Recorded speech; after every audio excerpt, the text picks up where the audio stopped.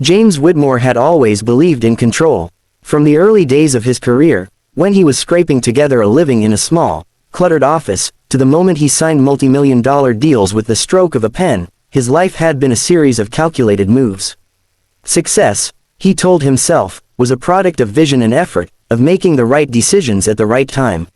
Yet as he surveyed the vast Arizona landscape, the golden sun spilling over jagged cliffs and red rocks, he realized that some things, even for a man with all the wealth in the world, were beyond any kind of control. Thunder, his horse, had been his constant companion for years. Unlike the flashy cars or expensive suits that came and went, Thunder was steady, loyal, and intuitive. The horse had been a gift to himself after his first major financial win, a symbol of perseverance and patience. To anyone else, Thunder might have seemed like just an animal, but to James, the horse was a living memory of every struggle and every triumph. Thunder had a temper, yes, and a stubborn streak, but that only made the bond deeper. Together, they had ridden across deserts, along riverbeds, and through trails that were so treacherous they would have made a casual rider tremble. That afternoon, the heat was oppressive, the air thick with dust and the scent of dry earth. James and Thunder were navigating a narrow canyon path, a route James had taken countless times before. The rhythmic sound of hooves on stone was soothing, a cadence that usually helped him unwind from the constant pressures of his business empire. But peace, he realized too late, is fragile. Thunder suddenly stiffened, ears pinned back, nostrils flaring. A sharp, anguished whinny pierced the otherwise quiet air. James's heart lurched. He looked down and saw the cause, a rattlesnake, coiled and poised, its tail rattling like a warning bell. In an instant, Thunder had stepped too close, and the snake had struck, sinking its fangs deep into the horse's flank. Time slowed as James watched the venom spread, dark and threatening. Thunder reared, kicking, struggling against the invisible chain of pain, and James's hands flew to calm him, but the panic rising inside him was uncontrollable. For the first time in decades, James felt powerless. Boardroom battles, hostile takeovers, and financial crises had all been manageable. He had always had the tools, the knowledge, and the resources to fix problems. But this was different. This was raw, primal, a life hanging in the balance with no guarantee that money could save it. Tears, unbidden and stubborn, blurred his vision. He leaned against Thunder, whispering frantically, apologizing for every second he hadn't been close enough, every moment he had taken the horse for granted. The canyon, vast and indifferent, echoed his cries back at him. James tried to think logically. He had first aid knowledge, at least the basics he had picked up from countless outdoor adventures. He searched for the snakebite signs he had read about: swelling, discoloration, the frantic pulse of venom coursing through the body. He spoke to Thunder softly, trying to steady the horse, murmuring words of encouragement, but Thunder's flaring eyes betrayed the pain. James's mind raced through options: call for help, rush to the nearest town, find water, but the canyon's isolation swallowed those plans whole. There was no one for miles, and even if he had a satellite phone, he knew the venom moved faster than any call for aid. The sun climbed higher, beating down on them relentlessly. James felt sweat trickle down his back, mixing with tears, mud, and dust. He was a man accustomed to solving problems, accustomed to winning, accustomed to bending circumstances to his will. Yet here he was, kneeling beside Thunder, utterly defeated by nature. The irony was cruel. He had conquered markets, amassed unimaginable wealth, and yet he could not conquer a snake. James's panic had reached a fever pitch. He had tried everything he could think of, cooling Thunder with water from a small canteen, pressing cloths against the wound, murmuring frantic reassurances, but nothing slowed the spread of venom. Every second felt like an eternity. Thunder's flanks heaved violently, his nostrils flaring, his eyes wide with fear and pain. James gritted his teeth, tears streaming down his dust-caked face, feeling utterly powerless. It was then, in the oppressive heat of the canyon, that she appeared. Out of the shimmering desert haze, a figure emerged. She was slight but unyielding, moving with a calm confidence that made James feel both awe and relief. Her hair was dark, falling in a thick braid over her shoulder, and her clothing, layers of cloth in deep reds, browns, and muted blues, flowed with her movements as if she belonged to the land itself. Her eyes were sharp, dark, and knowing, and the moment they met his, James felt the wild canyon around them shrink into silence. "I saw what happened," she said, her voice calm but commanding. There was no judgment in it, only certainty. "I can help him, but you must act quickly." James's voice broke. I don't know how. Please, you have to save him. He stepped aside, almost stumbling, as she approached Thunder, kneeling beside the suffering horse with a steadiness that James envied.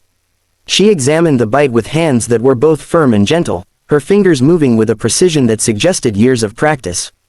It's bad, but not beyond saving, she said. Her tone was matter of fact, almost clinical, yet there was warmth there, too, a strange, grounding presence that began to ease the panic knotting James's chest. What do I do? He asked, his voice barely audible. Watch and learn, she replied.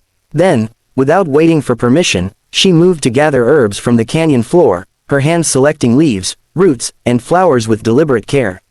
She crushed them into a pungent green paste, the aroma sharp and earthy, filling James's senses. It was a strange ritual, almost magical in its rhythm. She whispered words in a language he didn't recognize, rubbing the paste carefully into the bite and binding it with strips of cloth she had brought. Her movements were fluid, instinctive, yet meticulous, like a symphony of healing orchestrated by the desert itself. James stood frozen, a mixture of awe and disbelief coursing through him. He had spent a lifetime relying on money, connections, and logic to solve problems. He had built empires from spreadsheets and contracts, not from herbs and chance. Yet here he was, watching helplessly as this woman, this stranger, seemed to bend the forces of nature with her knowledge and calm authority. For the first time in years, he realized that there were truths far older and far wiser than any ledger or balance sheet. He knelt beside her, studying her movements, trying to memorize them. She noticed, and her eyes softened. You cannot rush this, she said. You can only trust and act when it is required. Her words were simple, but they carried a weight that James could feel in his bones. He wanted to intervene, to control the situation, but he understood that doing so might only make it worse. So he stayed still, silent, and watched. Time passed in a haze of sun and dust, every second stretching and compressing, until Thunder's frantic movements began to slow. The horse's breathing became steadier, his flanks less tense. James's own heartbeat, which had been hammering like a drum in his chest, began to calm. He could feel a change, a subtle, miraculous shift that seemed almost impossible in its quiet magnitude. Finally, the woman stepped back, brushing dust from her hands. He will live, she said simply. But only because you trusted life, not money, to guide him. James's knees gave way, and he sank to the ground beside Thunder, overwhelmed by a wave of gratitude, relief, and humility. The canyon, once a place of fear, now felt sacred, alive with the quiet pulse of something older and wiser than the world of the sun had dipped lower behind the jagged canyon cliffs, casting long, golden shadows across the dusty ground. James Whitmore remained kneeling beside Thunder, his hands lightly resting on the horse's flanks, still warm from the lingering effects of the venom. The animal's breathing was calmer now, his eyes softer, the panic that had gripped him replaced with cautious comfort. For James, the relief was indescribable, a mixture of awe, gratitude, and a humbling recognition that life often demanded surrender, even from a man who had always controlled everything. The Apache woman finally stood, her movements deliberate and graceful. Dust clung to the hems of her layered garments, but she carried herself with a quiet dignity that seemed to belong to the canyon itself. She looked at James with an intensity that made him feel seen in a way money and power had never allowed. He will live, she said again, her voice calm but imbued with an authority that brooked no argument. But this gift is not guaranteed by wealth, nor by pleading. Only by trust. James sank back on his heels, his dusty face streaked with tears and sweat. He tried to speak, but his voice caught in his throat. Words seemed inadequate to convey the torrent of gratitude and emotion swelling within him. He had given everything he had to the world, money, ambition, power, but here, in the quiet presence of someone who understood life in ways he had never imagined, he felt the true weight of humility.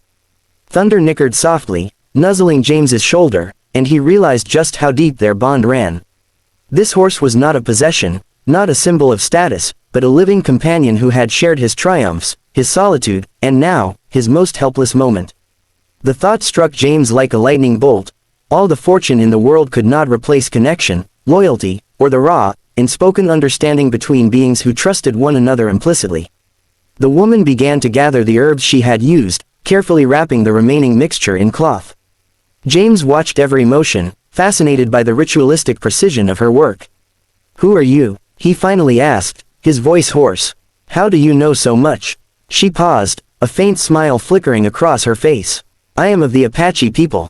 My knowledge comes from those who walked these lands before me. The earth teaches, if you listen. Life heals, if you respect it. And you have learned to respect life today.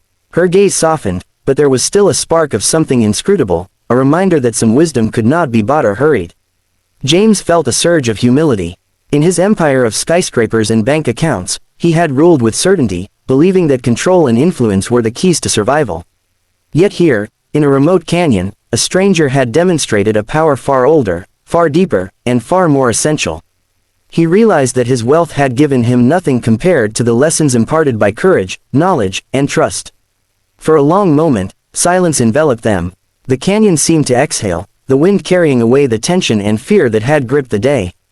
James gently ran his hand down Thunder's mane, feeling the soft warmth beneath his fingers, and a wave of emotion overcame him. He was crying again, not out of despair this time, but from the profound beauty of survival and the realization that life's most precious gifts were often intangible. I don't know how to thank you, James said finally, his voice trembling. The woman shook her head. There is no need for thanks. The horse lives, and you have learned something. That is enough. She turned, stepping back toward the canyon's edge, her figure framed by the deepening orange sky. Remember, wealth cannot replace wisdom, and fear cannot guide you. Trust, respect, and patience, that is what heals. James watched her walk away, her silhouette merging with the rugged terrain, and for the first time, he felt a true sense of smallness and greatness at once. Small, because he was just one man in the vast expanse of life. Great, because he had glimpsed a truth larger than himself, one that could shape the way he lived from this moment onward. Night fell, draping the canyon in a blanket of stars. Thunder rested quietly beside him, and James remained kneeling, feeling the warmth of the horse, the pulse of life, and the quiet power of the lessons he had been gifted. That evening, under the vast, starlit sky, he promised himself he would never underestimate the wisdom of the land, the strength of trust, or the humility required to truly value life. As the stars blinked overhead and the canyon breathed softly around him, James knew he had been forever changed. Wealth had once defined him, but now he understood that courage, trust, and gratitude were worth far more than anything money could buy. And in the soft nicker of thunder, he heard a promise kept, a life spared, and a lesson etched indelibly into his soul. Commerce and wealth he had known,